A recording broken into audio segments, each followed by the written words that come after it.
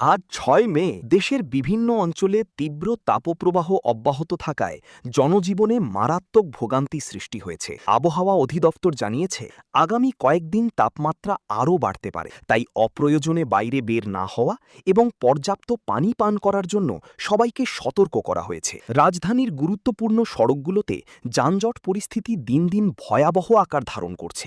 অফিসগামী মানুষ দীর্ঘ সময় যানবাহনে আটকে থাকছেন, ফলে কর্মঘণ্টা নষ্ট হচ্ছে এবং উৎপাদনশীলতা কমছে। বিশেষজ্ঞরা বলছেন কার্যকর নগর পরিকল্পনা ছাড়া এই সমস্যার সমাধান সম্ভব নয়। দেশের বিভিন্ন হাসপাতালে ডেঙ্গু রোগীর সংখ্যা ধীরে ধীরে বাড়তে শুরু করেছে। স্বাস্থ্য অধিদপ্তর জানিয়েছে মশার প্রজননস্থল ধ্বংস না করলে পরিস্থিতি ভয়াবহ হতে পারে। নাগরিকদের পরিষ্কার পরিচ্ছন্নতা বজায় রাখা এবং জমে থাকা পানি দ্রুত সরানোর আহ্বান জানানো হয়েছে। আন্তর্জাতিক বাজারে জ্বালানি তেলের মূল্য বৃদ্ধির কারণে দেশের পরিবহন খরচ বেড়ে গেছে। এর ফলে নিত্য প্রয়োজনীয় পণ্যের দামও বাড়ছে, যা সাধারণ মানুষের জীবনযাত্রায় অতিরিক্ত চাপ সৃষ্টি করছে এবং অর্থনৈতিক স্থিতিশীলতায় প্রভাব ফেলছে। দেশের শিক্ষা ব্যবস্থায় ডিজিটাল প্রযুক্তির ব্যবহার বাড়লেও গ্রামীণ অঞ্চলে ইন্টারনেট সুবিধার অভাবে শিক্ষার্থীরা পিছিয়ে পড়ছে।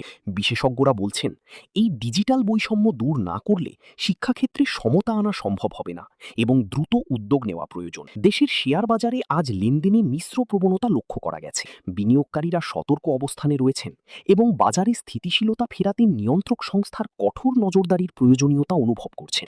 অর্থনীতিবিদরা দীর্ঘমেয়াদী নীতিমালার উপর গুরুত্ব দিচ্ছেন। সীমান্ত এলাকায় সাম্প্রতিক উত্তেজনার কারণে নিরাপত্তা ব্যবস্থা জোরদার করা হয়েছে। আইন শৃঙ্খলা বাহিনী নিয়মিত টহল দিচ্ছে এবং স্থানীয় বাসিন্দাদের সতর্ক থাকার পরামর্শ দেওয়া হয়েছে, যাতে কোনো ধরনের অনাকাঙ্ক্ষিত পরিস্থিতি দ্রুত নিয়ন্ত্রণ করা যায়। কৃষিখাতে আধুনিক প্রযুক্তির ব্যবহার বাড়ানোর ফলে উৎপাদন বৃদ্ধির সম্ভাবনা তৈরি হয়েছে, তবে ছোট ও প্রান্তিক কৃষকদের এই প্রযুক্তির আওতায় আনতে বিশেষ প্রশিক্ষণ ও আর্থিক সহায়তা প্রয়োজন বলে কৃষি বিশেষজ্ঞরা মনে করছেন।